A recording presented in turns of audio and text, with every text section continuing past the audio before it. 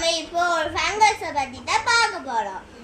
அது பேர் என்னன்னா ஜாம்பி அண்ட் ஃபங்கஸ். கேட்கிறதுக்கே பயங்கரமா இருக்குல்ல. அது வெறும் ஆன்ஸை மட்டும் தான் கொல்லும்.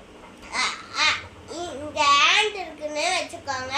இது இங்க தூசி மாதிரி உட்கார்ந்து அதை அடப்ப ஓட்டை போட்டு உள்ள போய் அது நர்வஸ் சிஸ்டமை மைனை அப்புறம் பிஹேவியரை அஃபெக்ட் பண்ணிடும். அப்புறம் ஜாம்பியா மாறிடும். அப்புறம் கொஞ்ச நேரத்துல அது செத்து போயிடும்.